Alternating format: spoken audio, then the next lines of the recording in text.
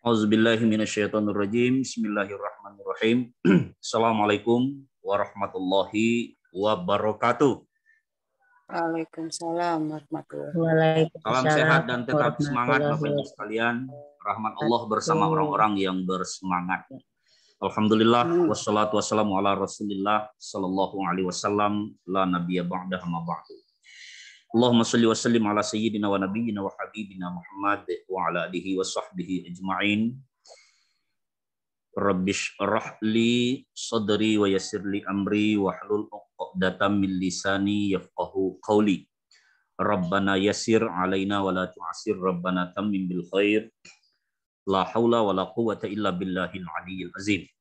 Subhanaka la ilma lana illa ma 'allamtana innaka antal alimul hakim. Hasbunallahu ni'mal wakil, ni'mal maula wa ni'man nasir.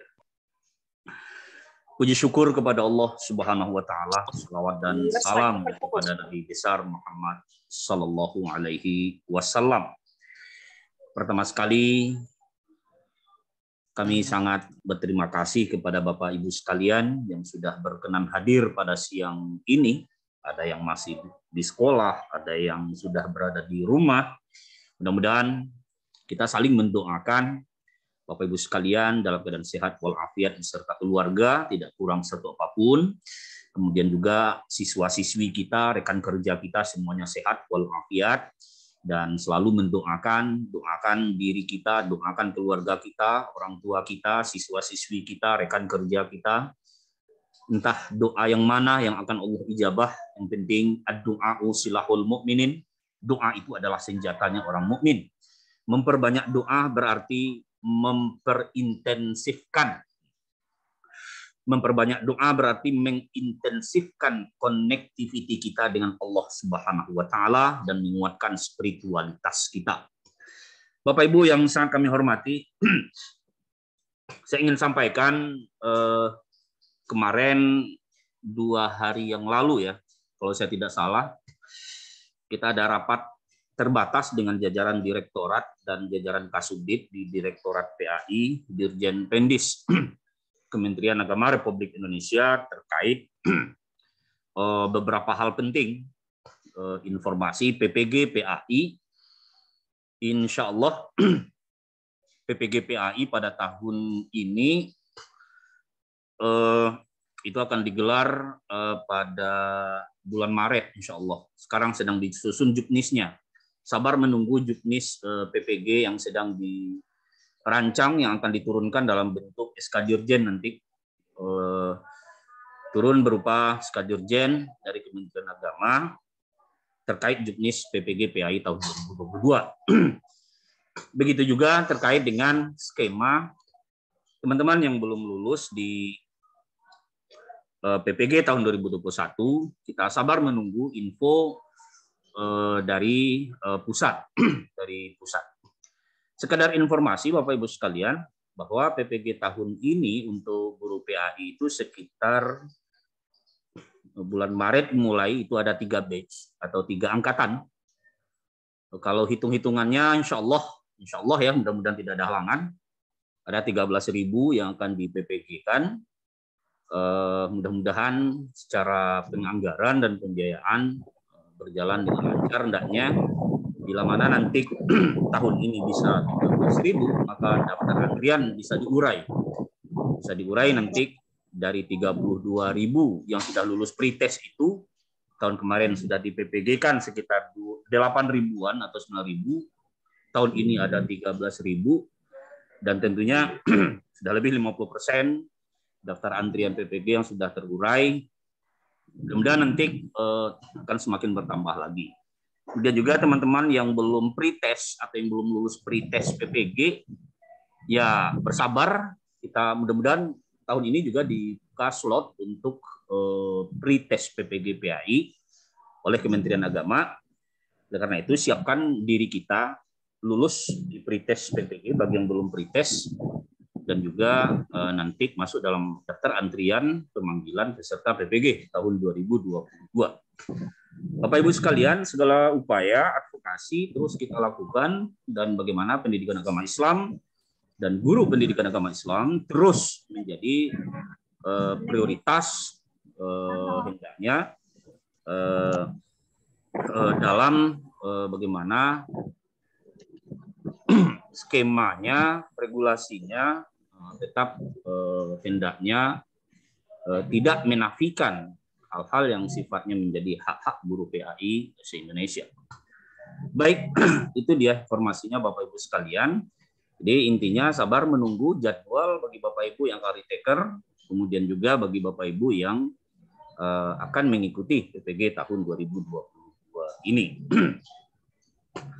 Kemudian Bapak Ibu sekalian, perlu kami sampaikan, kita akan selalu intensif sampai nanti Bapak Ibu menjelang menjelang tes, menjelang ujian. Perkenankan kami mendampingi Bapak Ibu sekalian, dan semangat kami itu hendaknya tertular kepada Bapak Ibu.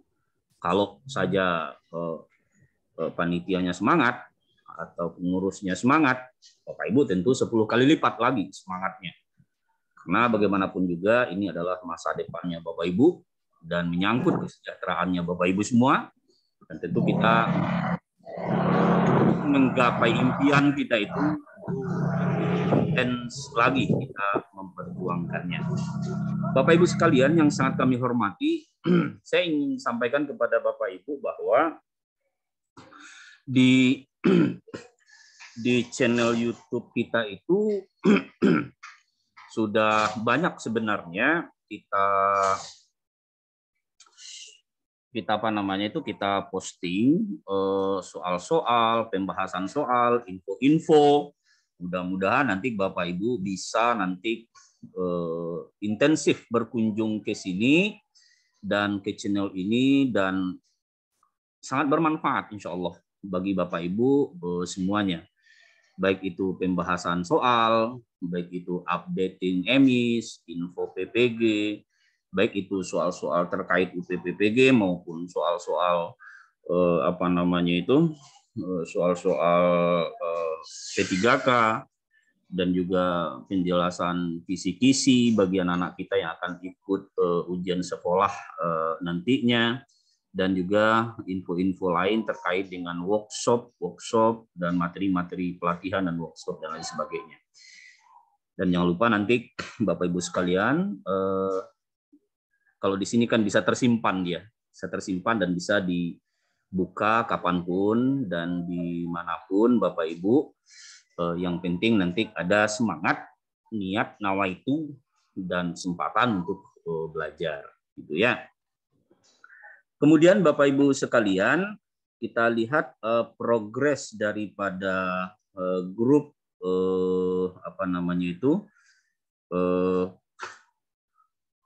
grup Telegram kita. Di grup Telegram kita itu kita sudah kirimkan banyak soal-soal, mudah-mudahan seluruhnya sudah terkerjakan gitu ya. Mudah-mudahan semuanya sudah dikerjakan oleh Bapak Ibu semua soal-soal tersebut. Maaf, ini grup, kita buka grup yang ini, yang pembekalan ya. Nah, ini dia yang pembekalan.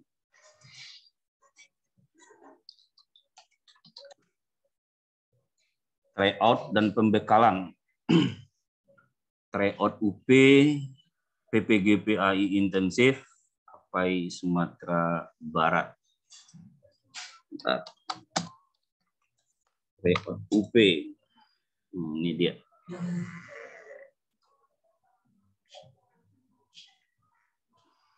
Nah, di sini Bapak Ibu sekalian, secara berkala, secara terus-menerus kita terus mengirimkan soal-soal. Dalam minggu ini memang agak kurang intensif, tetapi setidaknya nanti bisa di-scroll ke atas. Nanti Bapak Ibu nanti bisa mengulang, menandai mana jawaban-jawaban yang betul dan mana jawaban-jawaban yang tidak betul. Kalau ada hal-hal yang keliru, yang ragu, nanti bisa ditanyakan. Oke, admin. Bapak Ibu yang sangat kami hormati, soal-soal tersebut seperti yang kita try out-kan di sini, soal-soal naratif, aplikatif, dan soal-soal cerita. Itu rata-rata dengan tekstur dan redaksi soal yang panjang. Maka menjadi penting bagi kita bahwa membaca cepat serta memahami dengan cepat susunan-susunan soal itu dan memilih jawaban yang paling benar. Jawaban itu A, B, C, D, E itu optionnya rata-rata hampir benar semua, tetapi yang dipilih itu yang paling benar, gitu ya. Yang paling benar yang kita pilih, Bapak Ibu sekalian. Nah, karena itu saya berharap kepada Bapak Ibu sekalian, hendaknya ini bisa kita kita intensifkan. Begitu juga di grup WhatsApp, kita Bapak Ibu sekalian, mudah-mudahan nanti Bapak Ibu juga bisa mengerjakan link-link tryout yang sudah kita kirimkan melalui grup WhatsApp tersebut. Nah, ini dia progres daripada grup tryout UP PPG PAI secara intensif. Ini khusus untuk teman-teman yang peserta PPG tahun 2021 yang belum lulus, dan mudah-mudahan nanti di tahun 2022 ini semuanya lulus, memiliki sertifikat pendidik, kemudian menerima tunjangan sertifikasi, dan Bapak Ibu semuanya, inilah yang menjadi impian semua guru, yaitu guru profesional, memiliki sertifikat pendidik, dan menerima tunjangan profesi. Dari pantauan saya di sini, Bapak Ibu sekalian, alhamdulillah rata-rata teman-teman sudah menjawab, mayoritas ya menjawab jawaban yang benar di sini. Berkisar 80%-an gitu. 80%-an teman-teman menjawab. Ada juga yang 70%-an menjawab jawaban yang betul, tapi rata-rata cukup bagus progresnya. Insya Allah nanti ini akan kita repost, dan mudah-mudahan nanti dengan demikian akan semakin terlatih gitu ya, akan semakin terlatih. Baik, Bapak Ibu sekalian, pada materi yang lanjutan ya, pada materi lanjutan kemarin sebentar, yaitu di yang 120 butir soal itu baru di YouTube itu baru 95 yang kita bahas gitu ya. Ada 95 yang kita bahas. Kita coba di sini latihkan lagi. Nah, ini dia. Ini dia Bapak Ibu sekalian. Kita coba cari bareng-bareng ya untuk menghangatkan dan menjalankan nalar pemikiran serta supaya kita tidak ngantuk. Mari sama-sama Bapak Ibu sekalian kita coba bareng-bareng cari bersama jawabannya. Mudah-mudahan nanti Bapak Ibu bisa kita kerjakan dan kita jawab bersama sebagai bahan daripada pembekalan kita pada hari ini. Baik, kita baca Bismillahirrahmanirrahim. Di soal yang ke-96 ini, Bapak Ibu sekalian, ya, siswa mampu melakukan membaca surah Al-Fatihah. Deskriptor penilaiannya membaca dengan makharijul huruf yang benar, membaca dengan tajwid, membaca dengan panjang pendek, membaca dengan tahsin, membaca dengan tartil atau murattal.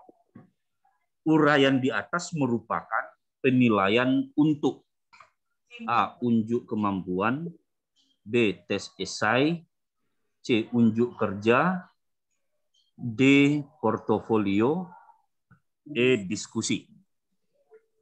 Di sini jawaban yang paling benar itu yaitu di D, di unjuk, di portofolio. Jadi nanti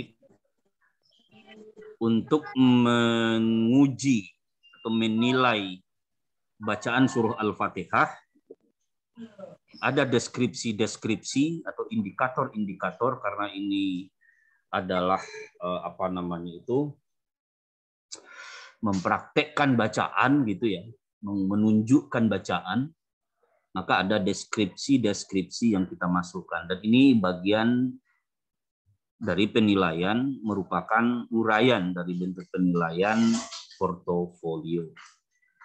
Berikutnya, kegiatan pembelajaran yang melibatkan secara maksimal kemampuan siswa untuk mencari dan menyelidiki sesuatu. Mencari dan menyelidiki sesuatu. Benda, manusia, ataupun peristiwa. Secara sistematis, logis, analisis, dan kritis. Sehingga mereka dapat merumuskan sendiri penemuannya dengan penuh percaya diri. Nah, ini konteksnya bahwa siswa sendiri yang mencari dan menyelidiki, kemudian siswa sendiri merumuskan sendiri penemuannya dengan penuh percaya diri. Ini merupakan langkah dan strategi pembelajaran. A. Inquiry learning. B. Problem-based learning. C. Project-based learning. D. Brain-based learning. E. Give investigation. Jawabannya adalah inquiry learning. Jadi kalau ingat inquiry, nanti Bapak Ibu ingat bahwa siswa sendiri mencari, menyelidiki, merumuskan penemuannya dengan penuh percaya diri. Itu dia. Lanjut. 98. Pada suatu hari, pembelajaran akidah akhlak diketahui guru membimbing peserta didik dengan langkah berikut.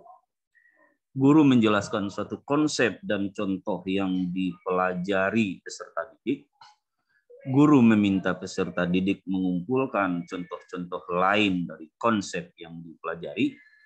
Guru meminta peserta didik berdiskusi secara berkelompok untuk mengaitkan konsep yang dipelajari serta contoh-contohnya dengan akibat-akibat yang muncul. Langkah-langkah tersebut menggambarkan pembelajaran PAI yang menerapkan kecakapan berikut. A. Kreatif dan kolaboratif. B. Kritis, kreatif, dan kolaboratif. C. Kreatif dan komunikatif. D. Kritis dan kolaboratif. E. Problem solving dan komunikatif. Jawaban yang paling tepat untuk soal kita ini adalah kritis, kreatif, dan kolaboratif. Jadi langkah-langkah tersebut menunjukkan sebuah proses kritis, kreatif, dan kolaboratif. Di guru menjelaskan suatu konsep dan contoh yang dipelajari, meminta peserta didik mengumpulkan contoh-contoh, meminta peserta didik berdiskusi secara berkelompok, mengaitkan konsep yang dipelajari, serta contoh-contohnya dengan akibat-akibat yang muncul. Nanti siswa muncul ide-ide, gagasan, pendapat-pendapat dari siswa, kemudian kolaboratif, mereka berkelompok membahas sebuah materi dan persoalan yang muncul dari kajian-kajian diskusi mereka. Berikutnya, sejak dibuka secara resmi tahun 2014, sudah sekitar 20.000 warga Australia mengunjungi Islamic Museum Australia. Kan tetapi data warga asli Australia yang memeluk Islam belum ada. Di antara penyebabnya adalah A. Banyaknya lembaga pendidikan Islam yang representatif dan berkualitas. B. Banyaknya lembaga pendidikan Islam yang lebih representatif dan berkualitas.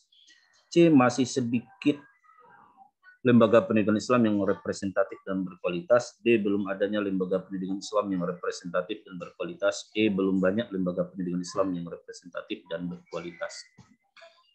Jadi jawaban di sini yang paling tepat ya.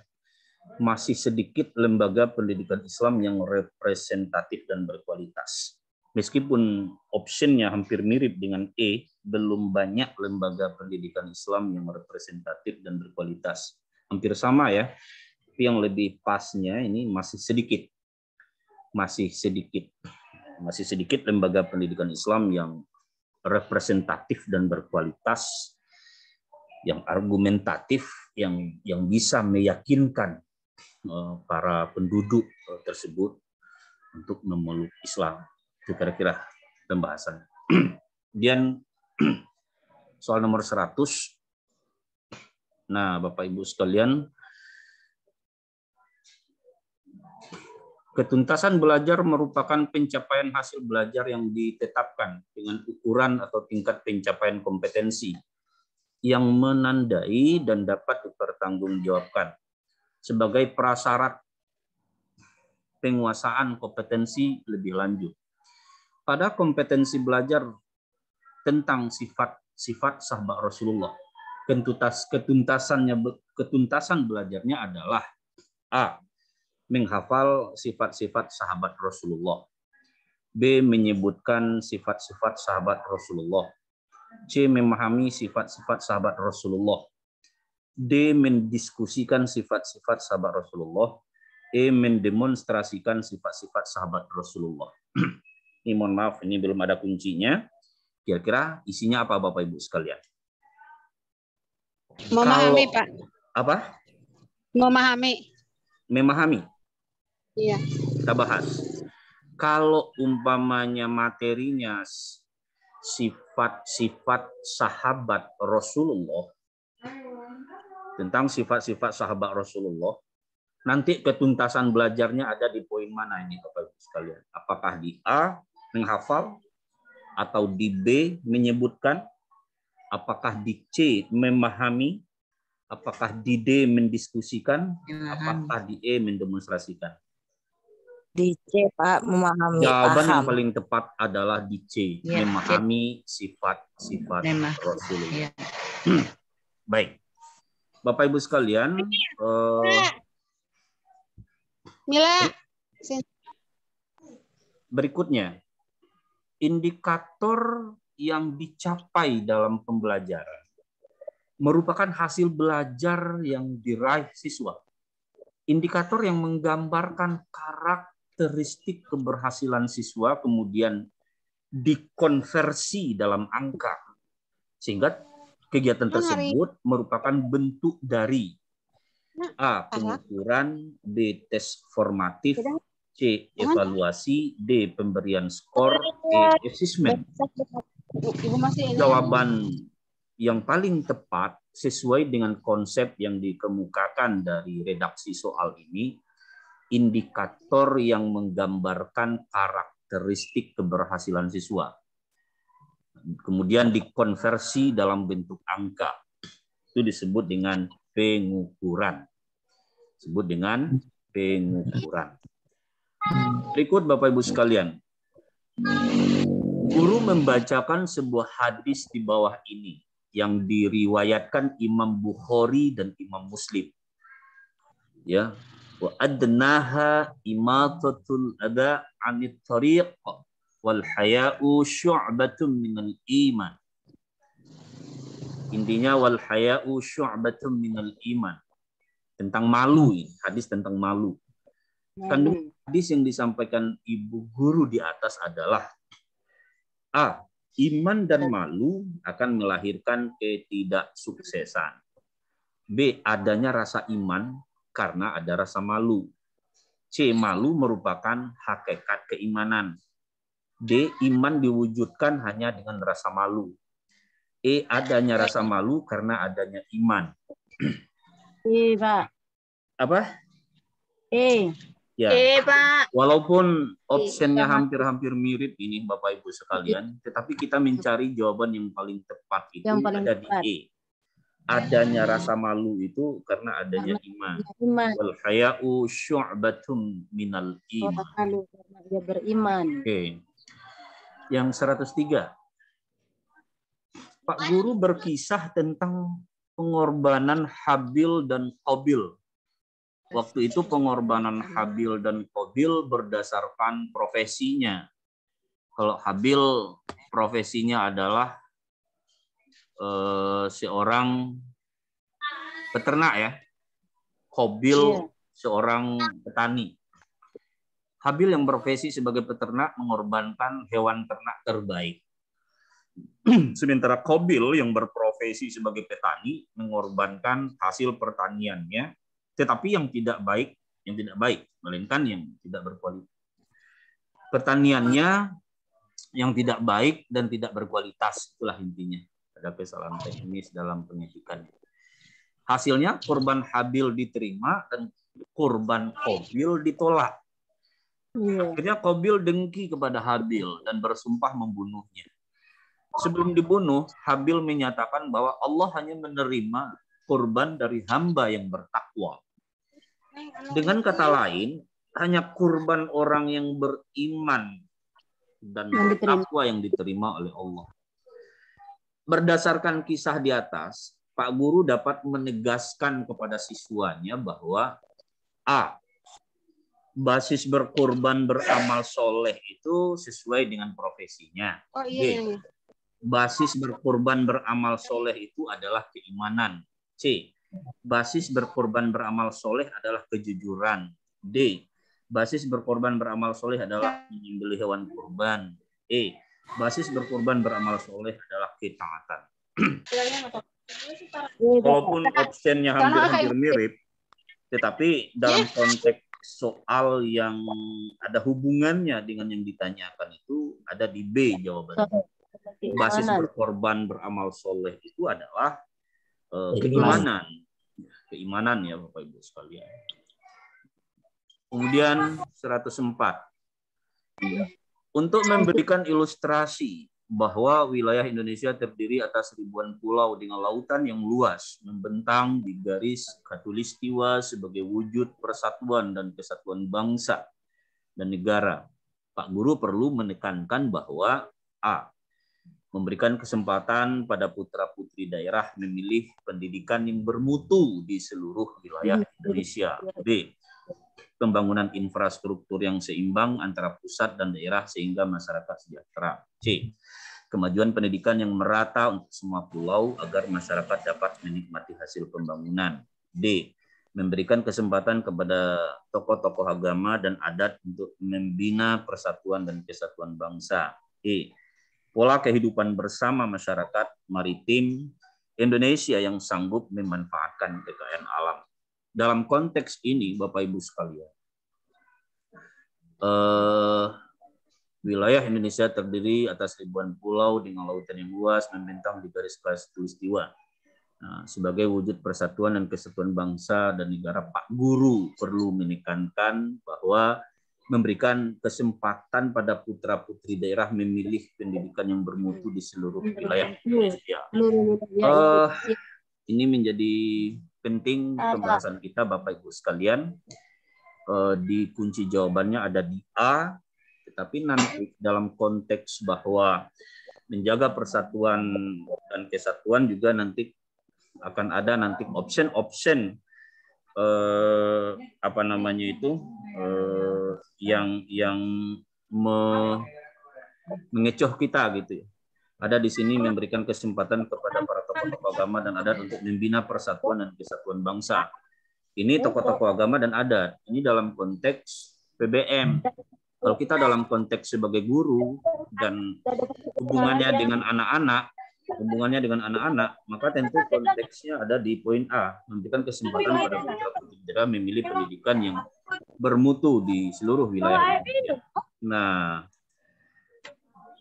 itu pembahasan kita terkait dengan materi yang 120 butir soal itu ada sekitar 15 atau 16 butir soal lagi. Insya Allah nanti kita akan kita akan latihkan kepada Bapak Ibu sekalian. Kita lanjut ke soal berikutnya Bapak Ibu sekalian supaya nanti kita ada tambahan pembahasan kita pada siang ini. Sebentar. Saya lihat di Telegram dulu. Sebentar Bapak Ibu sekalian. Nah,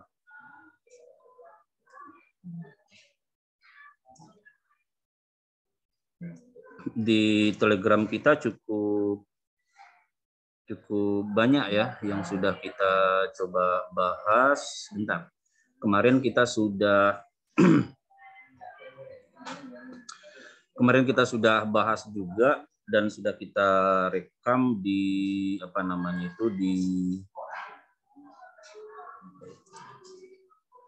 di YouTube kita. Mudah-mudahan nanti juga bisa dilihat. Nah, ini kita lanjutkan aja pembahasan berikutnya. Pola yang kita lakukan saat ini Bapak Ibu sekalian merupakan ketika kita interaktif di Zoom ini, setidaknya ini akan menambah semangat kita Bapak Ibu sekalian. Kemarin sampai nomor 20 soal yang ini kita coba bahas. Sekarang kita coba lanjutkan soal nomor 21 yang ini nih. Oke. Sebentar, sedang loading dan sedang proses. Nah, ini dia. Bani Umayyah di Andalusia adalah kekhalifahan yang berkuasa di semenanjung Iberia dalam rentang waktu antara abad ke-8 sampai abad ke-12. Berikut ini wilayah yang termasuk semenanjung Iberia adalah A. Spanyol, Amerika, dan sebagian Portugal. B. Spanyol, Portugal, dan Prancis bagian selatan. C. Portugal, Spanyol, dan Damaskus. D. Prancis, Amerika, dan sebagian Spanyol. E. Romawi, Spanyol, dan Prancis. Jawabannya apa Bapak Ibu? B, Pak. B ya. Spanyol, Portugal, dan Prancis bagian selatan. Itu adalah wilayah yang termasuk semenanjung Iberia. Jawabannya B. Ada 68% yang menjawab betul. Next. Pada masa Bani Abbasiyah, perkembangan pendidikan dan kebudayaan sangat maju dengan pesat, sehingga Bani Abbasiyah mampu menjadi kiblat dunia pada masa itu. Berikut adalah perkembangan bidang dakwah, pendidikan, dan kebudayaan pada masa Bani Abbasiyah, kecuali A. Sarana belajar yang kondusif. B. Fasilitas belajar yang disediakan pemerintah lengkap. C. Kutab-kutab universitas yang bagus. D. Motivasi belajar masyarakat tinggi. E. Perluasan wilayah dan kekuasaan pemerintahan. Kira-kira Yang E, bagaimana Bapak Ibu? Yang E. Perluasan wilayah dan kekuasaan pemerintahan. Yang kecualinya ya. Ingat Ya, ada kata-kata kecuali di sini. Berarti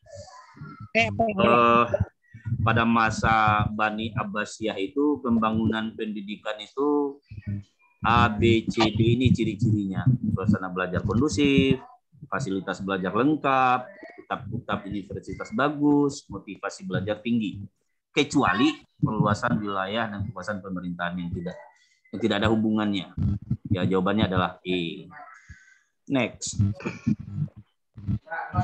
Salah satu khalifah Bani Abbasiyah yang terkenal adalah Al-Ma'mun. Berikut beberapa kebijakan politik yang ditetapkan Khalifah Al-Ma'mun, kecuali A. Mendirikan kutab. B. Pendirian Universitas Nizamul Haq.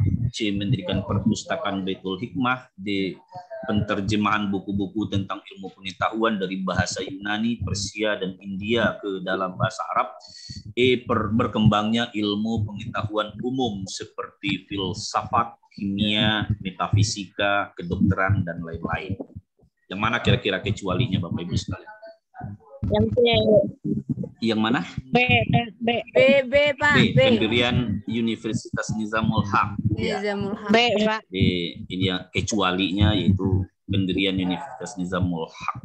Kalau Universitas Nizam, kalau yang A, C, D, E, inilah beberapa kebijakan politik Khalifah Al-Ma'mun. Ini ada peringatan jangan terjebak dengan kata-kata kecuali, gitu ya Bapak Ibu sekalian. Nomor 24. Berikut adalah faktor yang mendukung dalam perkembangan dakwah dan perluasan wilayah pada masa Bani Abbasiyah, kecuali. Materi ini sudah kita jelaskan di Zoom kita sebelumnya. Apa saja ada perbandingan antara Abbasiyah dan Umayyah waktu itu ya.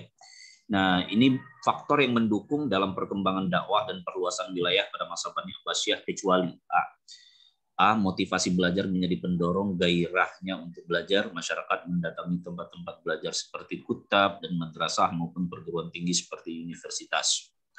B. Khalifah Harun ar-Rasyid terkenal sebagai khalifah yang sangat cinta pada ilmu pengetahuan, baik belajar maupun membangun fasilitas belajar. C. Masyarakat Bani Abbasiyah saat itu merupakan kaum pemalas yang hanya membanggakan sejarah. D. Abu Abbas As-Safah sebagai pendiri Bani Abbasiyah memiliki masa kepemimpinan yang mampu menciptakan suasana dan kondisi Abbasiyah yang steril dari keturunan Bani Umayyah sebagai lawan politik. E. Ekspansi kekuasaan yang merujuk pada pemerintahan sistem dinasti membuat Bani Abbasiyah kuat dan bertahan dalam peperangan perluasan wilayah. Jawaban yang paling tepat adalah C. Masyarakat Bani Abbasiyah pada saat itu merupakan kaum pemalas yang hanya yang Kecuali C. kecualinya ya, yang kecualinya benar-benar. Oke. Sering terjebak kayak gini, Pak, kecuali. Benar, kan ingat ada kecualinya. Maka di sini kita ingatkan jangan terjebak dengan kata-kata kecuali atau yang bukan. Nah, kan ada juga tuh soal yang bukan, nah, gitu ya. Jawabannya C. Ini ada yang terjebak kayak cuma 66% yang menjawab C. Oke. Next. Islam mengikis keadaan masyarakat yang berkasta. Merubah kehidupan masyarakat menjadi lebih baik tanpa adanya penindasan atas perbedaan kasta. Perubahan ini tidak terlepas peran dari jawabannya adalah C. Langsung aja ya karena soalnya para wali dan para mubalik. Para wali dan para mubalik. Bukan wali saja, bukan mubalik saja, bukan saudagar, bukan sahabat, tapi para wali dan para mubalik. Jawabannya adalah C. Ada 96% nih yang jawab. Mantap. Kalau yang 11% ini berarti salah klik. Salah klik. Kalau sering-sering dahulu memilih kepercayaan animisme berupa pemujaan roh nenek moyang yang disebut hyang atau dahyang. Maka istilah sembahyang itu kan dari istilah-istilah dulu gitu ya. Yang diwujudkan dalam bentuk arca atau gambar. Strategi yang dilakukan para wali agar dengan sukarela memeluk agama Islam yaitu dengan cara A. Pengajian akbar, B. Pementasan wayang, C. Sopan santun, D. Memberi contoh yang Sunan baik. Kalijaga. Bentar. Dengan cara ini. Pementasan. B, Pak. Kayaknya B. Pementasan wayang. Yang ditanyakan Iya, B. cara. Jawabannya B. Jadi oleh Sunan Kalijaga diadakan pementasan wayang agar masyarakat terhibur dan di dalam hiburan itu masuklah nilai-nilai Islam di dalamnya. Gitu ya. Ini banyak wali nih ceritanya nih Bapak Ibu. Di soal-soal juga sering itu muncul baik di P3K maupun di UPPPG. Para wali atau wali songo dalam menyampaikan dakwahnya dengan bermacam-macam strategi, termasuk menggunakan media dakwah wayang. Iya. Itu Sunan Kalijaga. Itu jawabannya adalah E. Sunan Tadi Kalijogo. pementasan wayang. Waduh, ini semakin lancar lincir luncur saja nih Bapak Ibu. Ya, alhamdulillah. Sering diulang-ulang nih, Pak. Sering diulang-ulang, maka itu salah satu metode pembelajaran itu termasuk dengan anak-anak juga seperti itu Bapak Ibu. Semakin sering diulang-ulang, maka akan semakin lengket dia, hafal dia. Sejarah masuknya Islam di Afrika mengalami berbagai proses perkembangan, di antaranya Islam merupakan agama yang diawasi secara ketat oleh penguasa. Di antara pernyataan berikut membuktikan pernyataan tersebut, kecuali juga D, Pak. D ya, komunitas Islam dengan mudah dapat mendirikan masjid. Yang kecualinya ini. Jadi kalau di Afrika itu pemerintah Hindia Belanda secara tegas melarang aktivitas Islam di tempat umum. Kemudian tidak ada komunitas Muslim yang diizinkan untuk melakukan komunitas Islam yang para ulama tidak bisa berdakwah secara leluasa. Adanya pembatasan aturan tentang dakwah. Itulah ya pembatasan itu di Afrika. Kecuali mudah mendirikan masjid. Yang kecuali. Di jawabannya adalah D. Tapi 67% ini. Baik. Kadang-kadang lupa tuh mungkin Pak. Salah klik. Kita berhusnuzon. Ya, salah klik. Islam telah lama masuk ke benua Eropa. Pada puncak kejayaannya yaitu ketika Islam berpusat di Spanyol. Namun pada perkembangan selanjutnya realitas menunjukkan kondisi yang berbeda. Islam menjadi tersingkirkan dari tanah Eropa dan menjadi masyarakat minoritas. Sejarah Islam sebagai minoritas di Eropa Barat dimulai sekitar abad 19. ini yang C ini. Mulai masuk abad ke-19, Islam itu mulai 19. tersingkir di Eropa. Jadi abad ke-19 itu Bapak Ibu sekalian ya. Islam menjadi kaum minoritas di Eropa dan mulai tersingkir. Oke, next. Islam di Australia pertama kali dibawa oleh, ini sering nih keluar soalnya nih. Islam di Australia pertama kali dibawa oleh pelaut Makassar. Jelas. Ini itulah sejarah. Jawabannya A. Jadi Islam di Australia itu Bapak Ibu, sejarah mencatat adanya Islam di Australia itu dibawa oleh para pelaut dari Makassar. Makassar itu di mana Bapak Ibu? Sulawesi ya, Pak. Sulawesi, Yang Pak. jelas bukan di Padang. Selatan. Sulawesi Selatan, Pak. Yang jelas bukan di Padang dan juga bukan di Jawa Jambi. Barat, tapi di Bukan di Kerinci. Sulawesi Selatan. Mudah-mudahan bisa berkunjung lagi ke Makassar. Amin. Di sana ada Pantai Losari ya Bapak Ibu ya. Iya. Baik, salah satu sikap saling memaafkan, menjalin silaturahmi merupakan salah satu sikap yang mencerminkan akhlakul karimah. Hakikat akhlakul karimah menurut Ibnu Miskawih. Ibnu Miskawih adalah hakikat akhlakul karimah. A. Kondisi jiwa yang mendorong tindakan-tindakan tanpa perlu berpikir dan pertimbangan lagi. Ya, itu dia A. Jadi menurut Ibnu Miskawih, hakikat akhlak itu kondisi jiwa yang mendorong tindakan-tindakan tanpa perlu berpikir dan pertimbangan lagi. Udah otomatis gitu. Di jiwanya mendorong sesuatu yang baik itulah. Tapi kalau jiwanya perbuatannya buruk atas dorongan jiwanya ya termasuk akhlakul mazmumah lah gitu. Baik. Cerdas dan lurus jalan pikirannya dalam mengistimbatkan atau mengambil kesimpulan. Ia bisa mengambil yang terbaik dan paling bermanfaat dalam berbagai urusan sesulit apapun dan segawat apapun. Merupakan seseorang yang memiliki hikmah menjadi husnul tadbir ya. Siqabah ar-ra'i, sawab azam, husnul tadbir, jaudan azin. Husnul tadbir. Jawabannya adalah C. Ya, betul. Oke, next. Ini materi ini kayak sesuai dengan apa? Sesuai dengan apa namanya materi yang ada di modul. Rata-rata ada yang di modul. Betul enggak Bapak Ibu? Iya. Ya, di modul. Berikut. Salah satu turunan sifat syaja'ah adalah an-najdah. An-najdah itu apa itu? A. Berani mengambil sikap moderat, mengambil atau berani dalam membantu, penting menolong. dalam berbagai masalah yang menyangkut kemaslahatan urusan yang mulia. B. Berani dalam membantu atau menolong apalagi menolong hal yang benar baginya merupakan jihad. C. Menjadikan dirinya sebagai ahli dalam hal kemuliaan dengan penuh kerendahan hati dan menghindari perdebatan pada urusan yang sedikit manfaatnya. D. Berani bertanggung jawab, menahan diri dan menjalankan tugas meski dirasa berat. E. Dapat menahan emosi yang biasanya meledak-ledak. Kira-kira mana nih para ulama berbeda pendapat ini? Menolong, berani dalam membantu atau menolong siapapun, apalagi menolong hal yang benar. Bagi orang yang syaja'ah, kan syaja'ah itu berani ya. Bagi dia ini jihad gitu. Turunan dari syaja'ah itu adalah an-najdah. Ini ada juga tuh. An-najdah, berani karena benar. Berani. Ini Pak Mukhlis nih, ada Pak Mukhlis enggak di sini?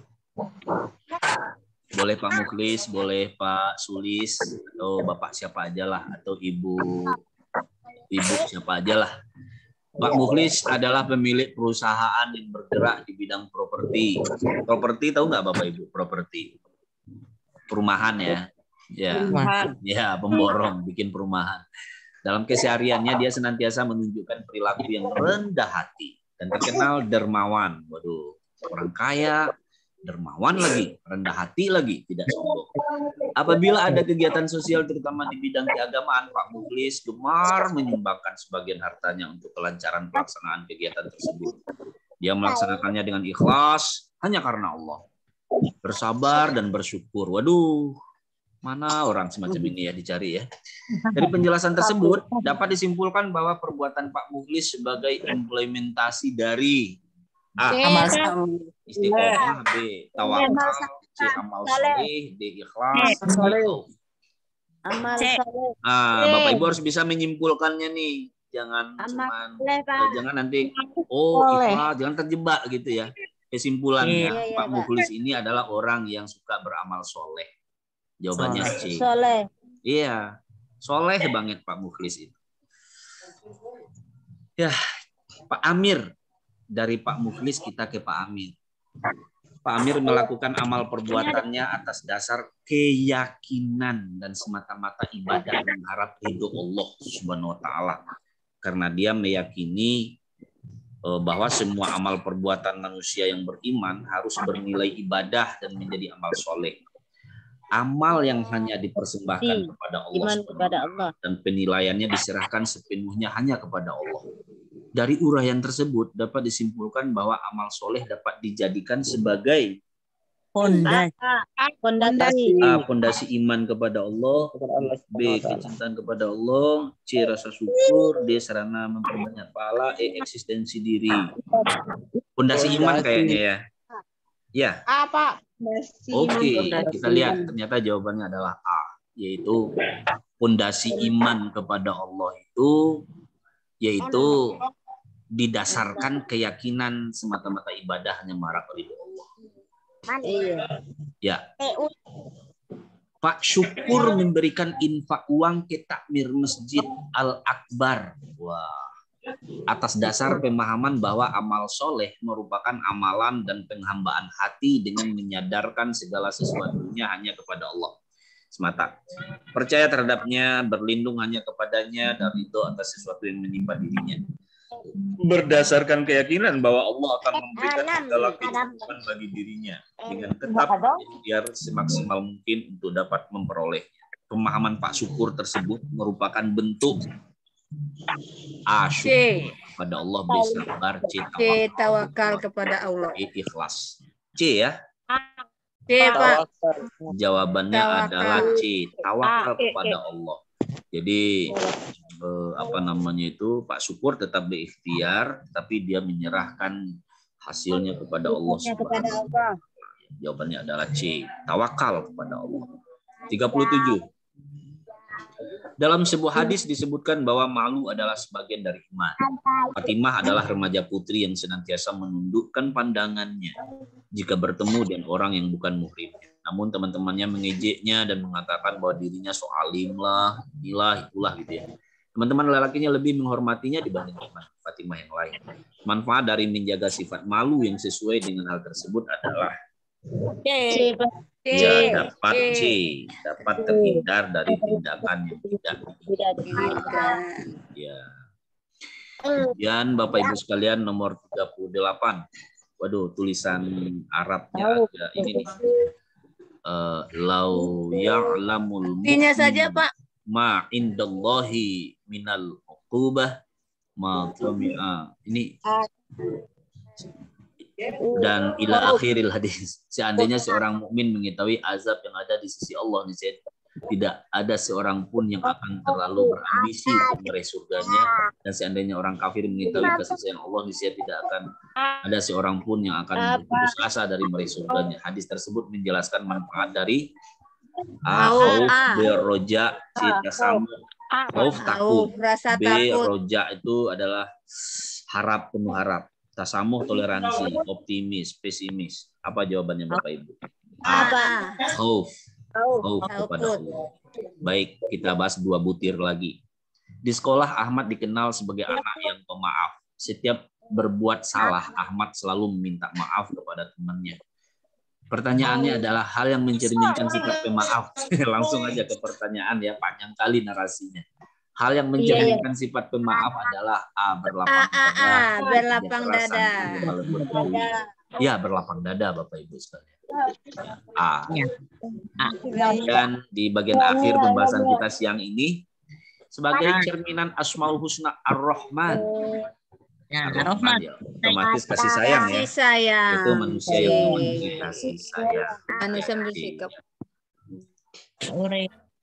Nah, itulah kira-kira Bapak Ibu sekalian pembahasan kita pada siang hari ini. Mudah-mudahan bermanfaat untuk kita semua dan terus bersemangat untuk meningkatkan potensi, kompetensi, kapasitas serta ilmu pengetahuan kita. Hanya orang-orang yang berilmu yang bisa merubah peradaban. Bapak Ibu sekalian, ada sebuah istilah ya, al-miskin la yu'ti. Orang yang miskin ilmu, dia tidak akan bisa memberi ilmu gitu ya. Apa yang mau diberi gitu ya. Maka mudah-mudahan Bapak Ibu guru yang berilmu, Pak insya Allah nanti ilmunya akan berkembang ketika ilmu itu sampai di murid-murid kita. Dan Bapak Ibu sekalian lebih daripada itu, mudah-mudahan Bapak Ibu sekalian lulus ujian, lulus tes, dan nanti menjadi guru yang profesional. Ingat, kita dasarkan belajar kita dengan ikhlas. Karena ilmu yang bermanfaat, ilmu yang berkah ketika kita dasarkan dengan seikhlas-ikhlasnya. Dan cukuplah Allah sebagai tempat sandaran kita.